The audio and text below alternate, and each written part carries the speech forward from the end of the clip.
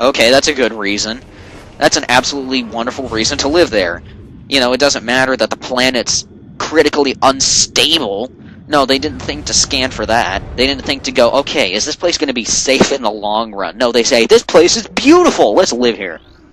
And right off the bat, we have the Agon Bearer Pod making 16% plant forms. God, it's like making landfall in Talon 4 where there are like 15 different scan entries. Right here we have Lumites making 100% small flyers. They, for the most part, won't hurt you as long as you move fast. And they don't even deal much damage in normal mode. 33% plant forms. This grass is sandgrass. Yes, they actually expect you to scan the grass. And I really hate that my S's are so emphasized. I don't know, I'm really nitpicky about my commentary recently. Oh, gee, could it have to do with something awful? Hint, hint. Anyway, welcome to the Agon Wastes, a desert where it storms constantly but never rains, blunders and thunders but never rains. And again, we have another bit of scanning. 50% predators. This is a sand digger. Basically, it has two heads to it, and you blow up both of them. And once it does that, oh, this is the fun part. Yep, it explodes. Wait, don't tell me, you've got to be... Oh, come on, we just got violet translation, we already need orange, or, sorry, actually, I don't remember, was it? Yeah, it's amber, we need amber translation, the amber translation module now. I want a refund! This violet hologram translator module thing is so useless. I haven't seen any violet things in the Agon Wastes. Actually, I don't think there are any violet things in the Agon Wastes. They're all amber. They're all orange. They're all orange. The horror. Okay. And another sand digger. Of course. We've got another sand digger.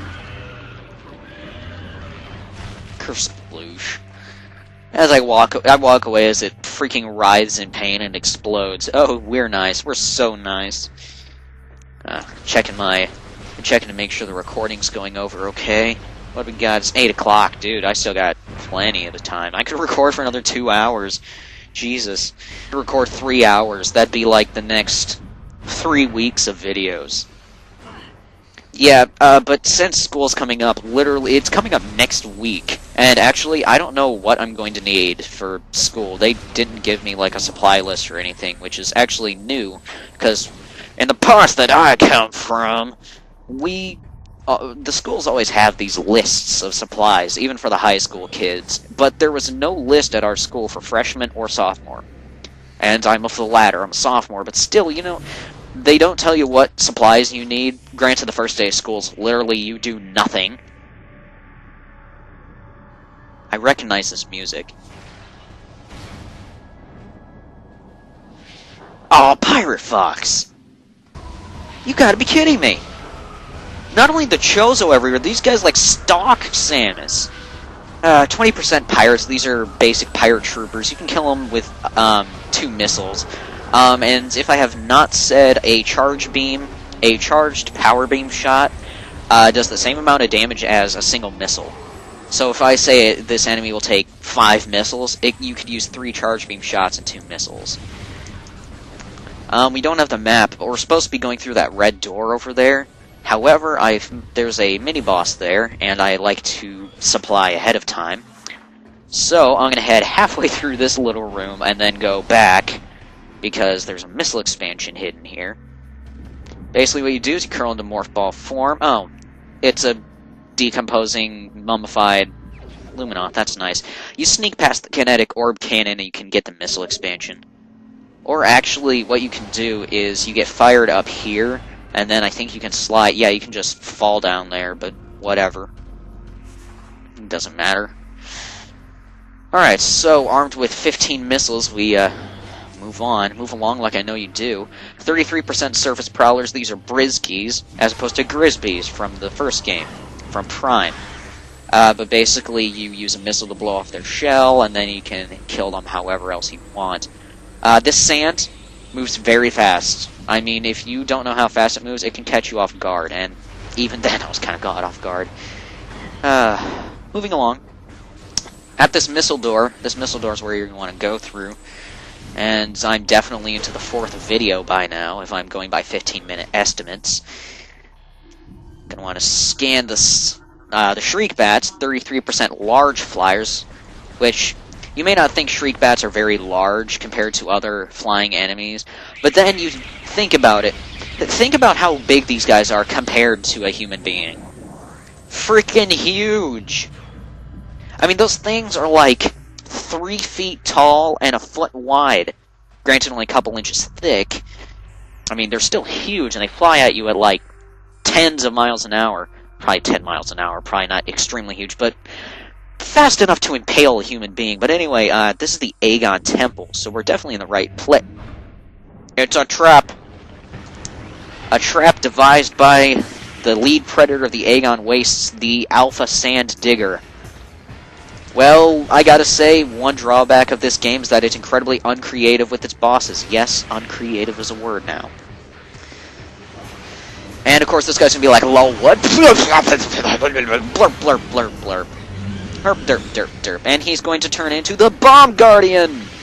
So basically, that T-virus crap, the Ing, whatever, that black fog that was created by the Ing, that's 16% sub-guardians, by the way. That black fog is basically a gaseous form of the Ing that stole our bombs. So this guy, the Bomb Guardian, can use our bombs against us, obviously, because he's laying bombs. The basic premise of this boss battle is you wait for his butt to flash and then you shoot him. In the butt! What? In the butt. It's called a power beam. And missiles. Missiles, too. Missiles, in the butt. See, it doesn't quite work that way. But basically what will happen is once you do that, he'll rear his ugly head up, and then you can shoot his head. So we're shooting his butt, and then we're shooting his head. This just gets better and better by the minute, and if you don't stop him, if you don't hurt him before he finishes that right there, he'll throw bombs freaking everywhere like that. Dude, why do you have to splooge all over the field? Come on. This is not your this is not your bathroom. If you want to do this, just go elsewhere, not in public. Freak. God, you don't do that in public. No one wants to see that. But anyway, after killing that creepy freaking, I don't know his name. Oh god, Pee Wee Herman, thank you very much. After defeating the Metroid version of Pee Wee Herman, we move on and grab the Morph Ball Bombs, or the Morph Bombs for short, which is obviously what I'm going to call them by. Oh, and notice I'm doing the item screen again. Please tell me what you think of the item screens. I'll be doing it for the whole LP no matter what you guys think, so I just want to know if you guys think they look better than from the first LP. But Morph Ball Bombs acquired, as you should know if you play the first game. Sips water. You just press A in Morph Ball mode to use them. Oh, well, that was useless. So these things, no matter how strong they look, can be blown out of the way like they're nothing. Ooh, I only have 2 missiles out of 15. It's not like I'm actually going to need the missiles for a while. And I have no idea why they put this in place, because it's not like, oh, we can't, oh, darn, we can't go any farther because we can't battle the bomb. We haven't gotten the bombs yet. I mean, we find these weird locks right after the boss. So it's not like they're blocking our progress with that. They're just taking up our time, or maybe adding a realistic touch because it's like a lock system protecting the Agon energy controller. Holo projector. It's moving, it's glowy, we must activate it and scan it and whatnot, and what the hell? He's orange, da-ba-dee-da-ba-da, doesn't quite fit. Welcome, I am Isha, Sentinel of the Agon Temple. This message survives my death as guidance to one who would fight the Ing. Ooh, I'm gonna fight the Ing, I'm gonna fight the Ing! Even though he's a hologram, he can't really, like, pick me. A portal to Dark Aether lies nearby. Blah, blah, blah. And actually, I don't think you need to visit this. I think you just need the Morph Bombs. I don't think you need the orange translator module that you get from this guy, surprise. And he's basically talking about how the door to the Dark Temple is blocked by 3 dark keys that are scattered about Dark Aether, which, by the way, the very air of Dark Aether will dissolve your body. It's like slowly being spaghettified, which is an actual term. But luckily, in their past struggles with the Ing, the Luminoth placed light crystals in Dark Aether, which basically creates small safe havens that recover whatever HP is lost, and shield you from Dark Aether's atmosphere. So, without further ado, we're going to be headed to the Dark World. Dun dun dun dun dun dun dun. Well, not before getting the Amber Hologram Translator. Or the Amber Translator module. When you've taken the energy from the Dark Temple, return here at once. They actually won't let you leave the Agon Wastes until you've returned energy to the temple. May the light of Aether serve you well. Well, once you have the energy built up inside you, like you get it from Dark Aether's temple, you can't leave Light Aether with it. So anyway, they kind of hide this bit of lore, but once you have Amber translations, you can get 50% Golden Age. This is saving Aether. Aether's planetary energy supply reached a critical stage. If left unchecked, blah blah blah, the world will end. So they set their greatest minds to develop the energy controllers, to evenly distribute the light of Aether, which is what they called the planetary energy, between Agon, Torvus, Sanctuary, and the Great Temple, basically evenly distributing it about the planet. And I've just, again, skipped ahead about 3 bits of lore. I covered that bit of lore, saving Aether. And then I also covered, like, 2 other bits of lore we'll be getting in the none-too-distant future. So I guess that's one less thing I get to read. Goody.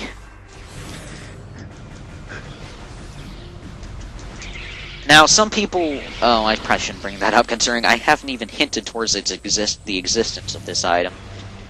This room's filled with Lumites now, and before I forget, you are definitely going to want to make sure you have both energy tanks that you can have by this point. The one that I got right after getting, or going into the Great Temple and meeting Umos, if you sacrifice like 5 HP, you can grab this second energy tank once you have the bombs.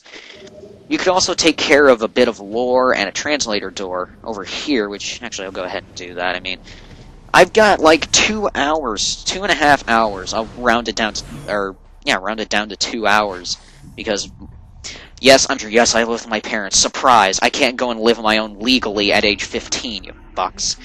But, this is Golden Age Paradise, which means Aether was fertile, blah, blah, blah, blah, blah. It was absolutely beautiful, blah, blah, blah.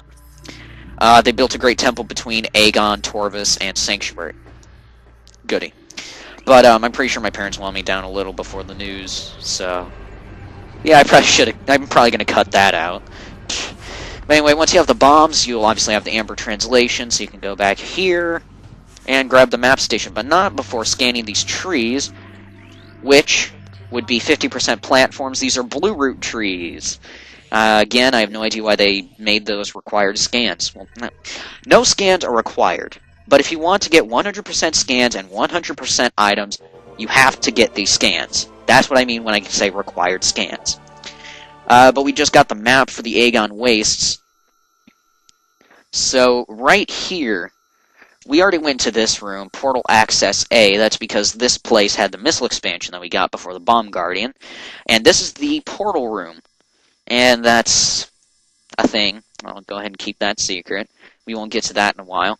That's a big room. Won't get what's in there for quite a while. We can use it, but we won't get the item that's in there. And that's another thing that we won't be getting till like the end-ish of the game. Fun. We may not even enter that little thing because I don't really need those things. So, yeah. One thing I may have complained about in other games is that they don't really link all of the areas in these games together, like Metroid Prime. Although I will say it was incredibly frustrating that Phendrana Drifts was only accessible through the Magmoor Caverns. That was kind of obnoxious, having to go through there like 15 billion times. Okay, that's I may be exaggerating that just a little bit. But going through there like just a crap ton of times, more times than was necessary to 100% the game and all that. And then when I missed that one missile expansion in the Phazon Mines, and then I got 100% of items there instead of right after the boss.